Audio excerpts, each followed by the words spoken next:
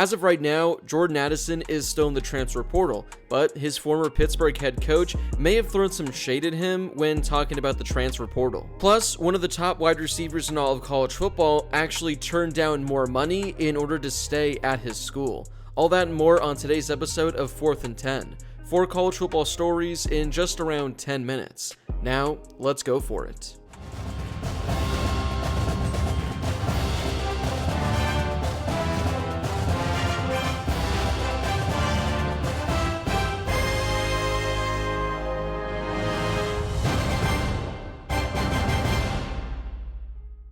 Before we get to today's video, make sure to smash that subscribe button and turn on those notifications if you're new to my channel. If you're a college football fan, this is definitely the place for you. Also, if you could take a second and drop a like on this video, I would greatly appreciate it as well. It helps with the YouTube algorithm and helps share the video with more college football fans. Plus, it only takes a second to do. Alright, so we're going to start with Jordan Addison and the latest news surrounding the transfer wide receiver. As I mentioned, he's currently still in the transfer portal now, and there haven't really been any rumors as to where he might end up next. Like I've talked about in previous videos, I'm giving it a 95% chance he goes to USC, but again, anything can happen. And when I say anything can happen, I mean a school can come out of nowhere and offer more money than USC can. In my last video talking about Jordan Addison, I talked about Pittsburgh coach Pat Narduzzi getting really upset with Lincoln Riley for potentially tampering with his wide receiver, and apparently he called Lincoln Riley numerous times trying to get a hold of him to voice his frustration. Well, we have some more news with Pat Narduzzi, and by the sound of it, it looks like he called out Jordan Addison without mentioning his name. Last week, he was speaking at the Peach Bowl Challenge, which is a charity golf event held in Atlanta. He talked about the transfer portal and Pittsburgh's use of it to land quarterback Kedon Slovis. Now, again, he didn't mention Jordan Addison specifically, but it sounds like he took a pretty obvious shot at the wide receiver who's currently in the transfer portal. Here's what Narduzzi said, courtesy of the Pittsburgh Tribune Review. He wasn't looking for a payday. He was looking for the right place to play, with a great culture. He is a guy who actually went into the transfer portal the real way, the right way. He had a lot of opportunities with name, image, and likeness, but I think he was looking for the right fit. He was looking for the right personnel. We had a lot returning on offense. Again, this is just probably making it a bigger story than it needs to be, but it certainly sounds like he's taking a shot at Jordan Addison. I mean, he immediately starts it off by saying he wasn't looking for a payday. Now, I know Jordan Addison said he's looking for a school that can help his NFL draft stock, but again, we all know that's not necessarily true because he's already going to be a first-round pick next year. Now, if he came out and said, I want to play with a better quarterback than Kedon Slovis, well, then we can believe him, because Bryce Young, Caleb Williams, those are better quarterbacks than Kedon Slovis. Narduzzi also said he's the guy who actually went into the portal the real way, the right way. Now again, I don't think a lot of people have a problem with Jordan Addison entering the transfer portal, it's just that it looks like he didn't do it the right way. It looks like there may have been tampering involved, and that's why he entered the portal. Kedon Slovis knew that he had to go to a new school because he wasn't going to win the starting job, so he entered the transfer portal. Also, he didn't do it a few days before the portal closed. So yeah, maybe this is us reading a little too much into this, but I definitely think Pat Narduzzi wasn't really holding back in regards to the shade thrown at his former wide receiver. So you got the Pittsburgh head coach throwing shade at Addison, but you actually have the Pittsburgh wide receivers coach taking Addison's back. Taquan Underwood took to Twitter and shared this message. Dear Pitt fans, no need to bash this young man. Like it or not, this is the new landscape of college football. You take the ups with the downs. I wish Jordan Addison nothing but the best. He's humble, talented, and a hard worker. Like I tell the wide receivers in life and in football, control what you can control. Now, it's great to see their wide receivers coach defending Addison, but I still don't think he understands why a lot of people are upset. Again, we're not upset that he's in the transfer portal and is going to end up at a new program. We're not upset that he's going to be getting millions of dollars to transfer. The reason everyone is so upset is because there's a rumor that a team pretty much broke all of the rules to make contact with the player in order to get him in the transfer portal. That's not the new age of college football, at least I really hope it's not. So yeah, I appreciate Taquan Underwood backing up Jordan Addison, but again, I don't think he truly understands what the controversy is. So yeah, we've been talking about Jordan Addison leaving Pittsburgh in order to make more money. Well, one of the top wide receivers in all of college football, Boston College's Zay Flowers, reportedly turned down more money from other programs in order to stay at Boston College. According to an article from Pete Thamel at ESPN, Zay Flowers said that in the 3 or 4 days prior to the May 1 transfer deadline, he received multiple six-figure offers to enter the transfer portal. He said that he was told NIL companies would give him $600,000 to transfer to one school, and there was another deal that would have given him $300,000 to go to that school. In the article, Flowers declined to name the schools and said none of them contacted him directly, rather the schools reached out to people that were close to him. So again, this is kind of tampering like with the Jordan Addison situation, only Zay Flowers chose to stay. For a kid like me from a household of 14 with one parent, that's life-changing money. I talked to Coach Hafley and we went through what was going on. I talked to my dad. My dad would love me to stay at Boston College, and I wanted to stay at Boston College.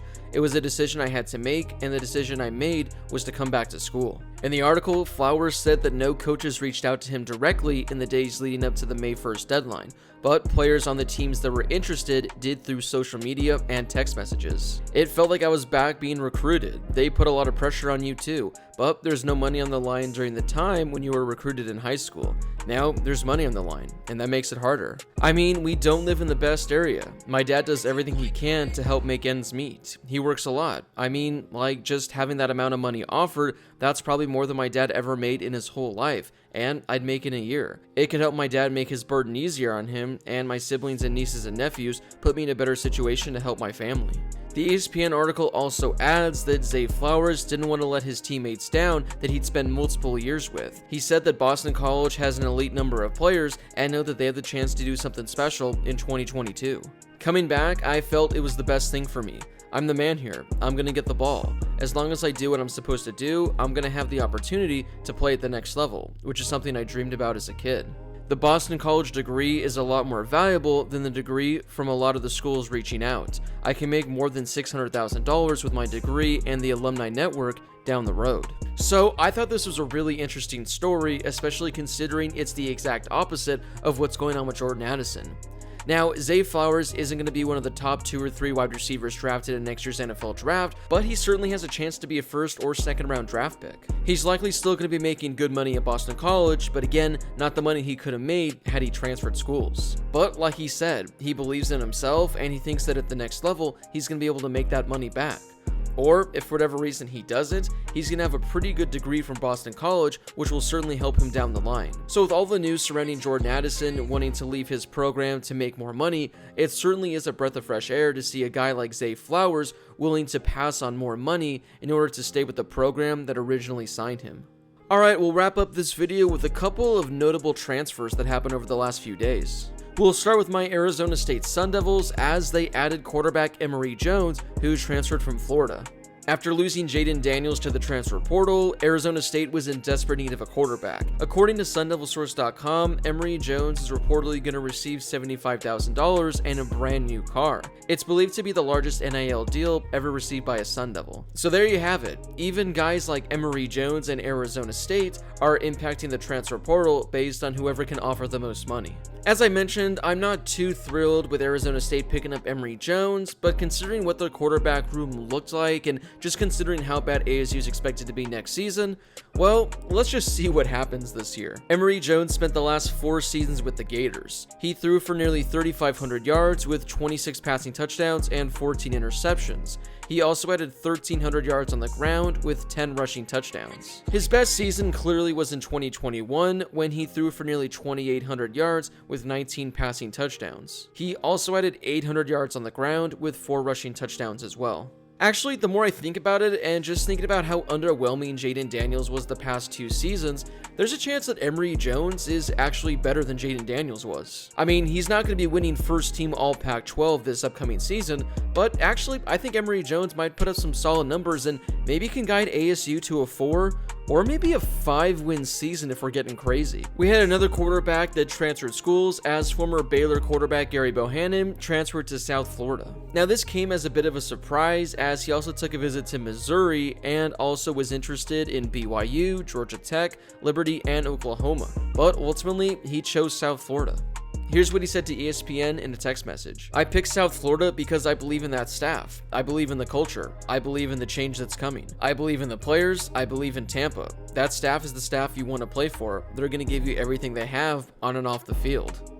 Bohannon won the starting job at Baylor last season and threw 18 touchdowns and rushed for 9 touchdowns. He was named an honorable mention All Big 12. His 27 total touchdowns were actually the second most among Big 12 quarterbacks. He led Baylor to wins over 3 ranked teams, including number 4 Oklahoma, number 14 Iowa State, and number 19 BYU.